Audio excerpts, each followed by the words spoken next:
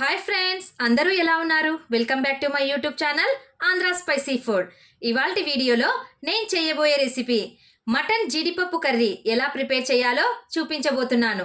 ఒక్కసారి దీని రుచి చూసారంటే మళ్ళీ మళ్ళీ చేసుకొని తినాలనిపిస్తుందండి. అంత రుచిగా ఉంటుంది. మీరు కూడా ఈ రెసిపీని ఒకసారి తప్పకుండా ట్రై చేయండి. నా వీడియో నచ్చినట్లయితే ఒక లైక్ చేయడం మాత్రం మర్చిపోవద్దండి. ఇంకా ఎవరైనా నా ఛానల్ను సబ్స్క్రైబ్ చేసుకొని వాళ్ళుంటే తప్పకుండా సబ్స్క్రైబ్ చేసుకోండి. ఇక లేట్ ఎందుకు, మరి మటన్ జీడిపప్పు కర్రీ ఎలా ప్రిపేర్ చేయాలో చూద్దాం రండి. మరి ఇక్కడ నేను 4 సార్లు మటన్ని శుభ్రంగా కడిగి పెట్టి తీసుకున్నాను. నేను ఇక్కడ 1/2 కిలో మటన్ని తీసుకున్నానండి. దీనికోసం ఇప్పుడు ఒక కుక్కర్ని పెట్టుకుంటున్నాను.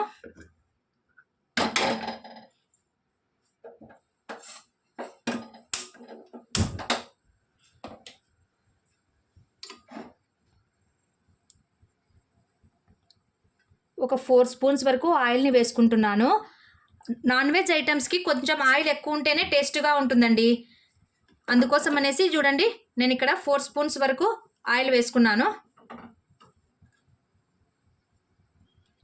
2 మీడియం సైజ్ ఆనియన్స్ని ఇలా చిన్న చిన్న ముక్కలుగా కట్ చేసుకున్నాను.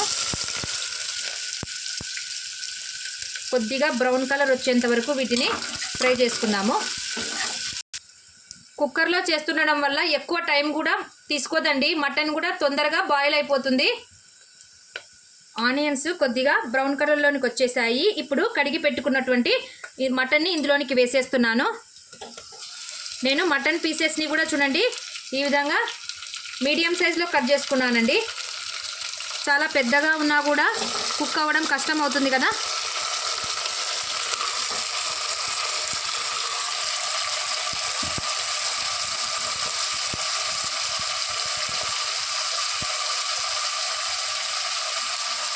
లైట్గా పసుపు, నేను ఇక్కడ కల్లుప్పు కూడా వేసుకుంటున్నాను. చూడండి,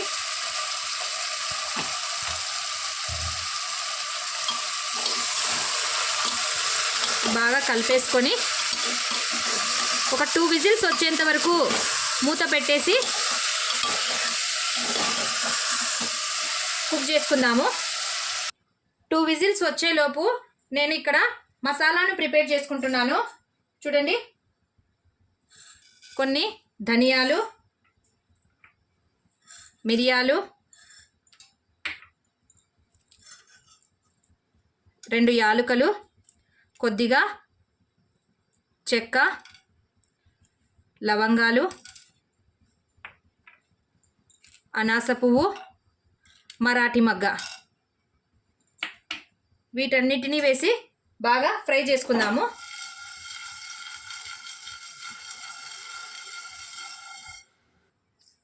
ధనియాలు కొద్దిగా వేగిన తర్వాత నేను ఇక్కడ కొబ్బరి పొడిని వేసుకుంటున్నాను. దీన్ని కూడా లైట్గా ఫ్రై చేసుకుందాము.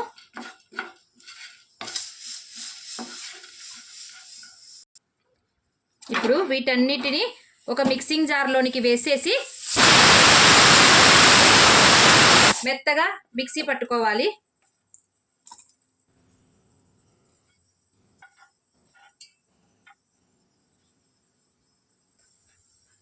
ఈ మిక్సింగ్ జార్లోనే నేను ఇక్కడ 2 ఇంచెస్ వరకు అల్లం ముక్కను తీసుకున్నాను. దీన్ని కూడా వేసేసి ఇక్కడ ఒక 10 రెబ్బల వరకు నేను వెల్లుల్లిని వేసుకుంటున్నాను. వీటన్నిటిని మెత్తగా పేస్ట్ లాగా మిక్సీ పట్టుకుందాము.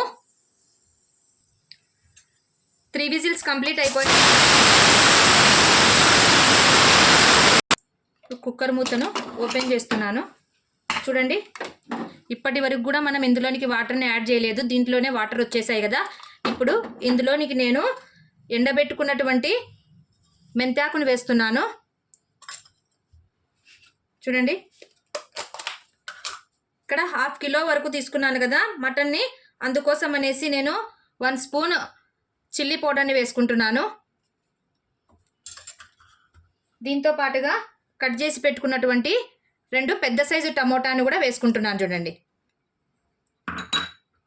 ఇప్పుడు వీటన్నిటిని బాగా మిక్స్ చేసేసి మళ్ళీ ఒక 2 విజిల్స్ వరకు కుక్కర్ మూతను పెట్టేసి ఉడికించుకుందాము.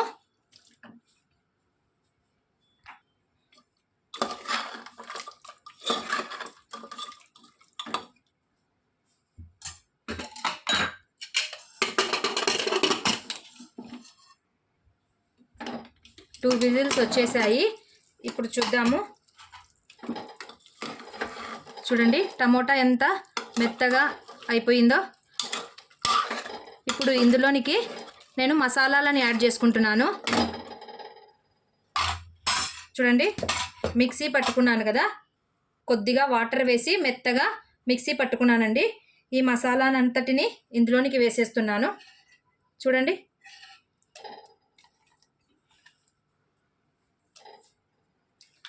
ఇప్పుడు ఫ్లేమ్ని సిమ్లో పెట్టేసుకుందాము.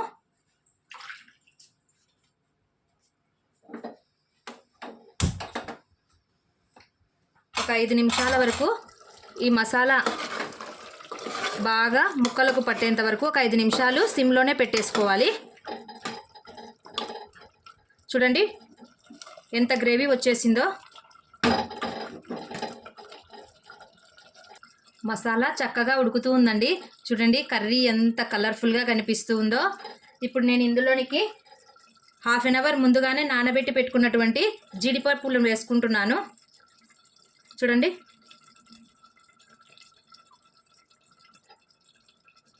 దీంతో పాటుగా ఒక 3 పచ్చిమిర్చిని కూడా వేసుకుంటున్నాను. కొద్దిగా కొత్తిమీర అండి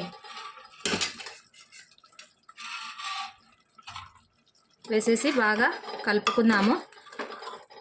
ఇప్పుడు మనకి ఎంత కావాల్సి వస్తుందో గ్రేవీ దానికి తగినట్లుగా వాటర్ని వేసేసుకుందాము. నాకు ఇక్కడ అంత చిక్కగా లేకుండా కొద్దిగా లైట్గా ఉండడం కోసం చూడండి నేను ఎప్పుడైనా సరే అండి ముక్క మునిగేంత వరకు మాత్రమే వాటర్ని వేసుకుంటాను.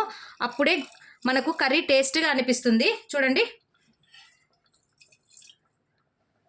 కొద్దిగా ఇక్కడ చూడండి ముక్క కరెక్ట్గా మునిగేంత వరకే వేసుకున్నాను. ఇప్పుడు ఒక 2 విజిల్స్ రానిచ్చుకొని మళ్ళీ ఒకసారి చెక్ చేసుకుందాము పీస్ ఉడికిందా లేదా అనేసి. ఇప్పుడు కుక్కర్ మూతను పెట్టేసి 2 విజిల్స్ పెట్టుకుందాము. చూడండి నేను ఇక్కడ 4 విజిల్స్ పెట్టుకున్నానండి. చూడండి ఆయిల్ అంతా ఇలా పైకి తేలింది కదా, ఈ విధంగా ఆయిల్ పైకి వచ్చేస్తే మనకు కర్రీ ఉడికిపోయినట్టేనండి. చూడండి ఎంత చక్కగా వచ్చేసిందో గ్రేవీ. మీరు కూడా ఒకసారి తప్పకుండా ఈ రెసిపీని ఒకసారి ట్రై చేయండి. ఇంకా ఎవరైనా నా ఛానల్ను సబ్స్క్రైబ్ చేసుకునే వాళ్ళు ఉంటే తప్పకుండా సబ్స్క్రైబ్ చేసుకోండి. పీస్ ఉడికిందో లేదో ఒకసారి చెక్ చేసుకుందాము.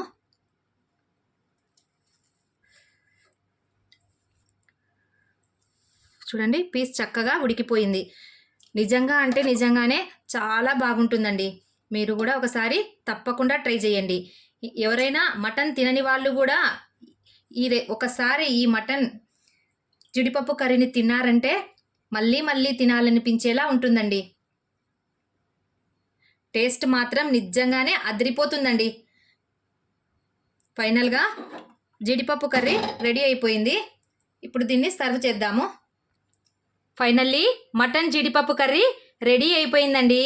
నా వీడియో నచ్చినట్లయితే మీరు కూడా ఒకసారి తప్పకుండా ట్రై చేయండి. ఇంకా ఎవరైనా నా ఛానల్ని సబ్స్క్రైబ్ చేసుకొని వాళ్ళు ఉంటే please do like, share and subscribe friends. Me family మెంబర్స్కి కూడా షేర్ చేయండి. మరిన్ని సింపుల్ అండ్ టేస్టీ రెసిపీస్తో మళ్ళీ కలుద్దాం friends. Thank you for watching. Take care. Bye.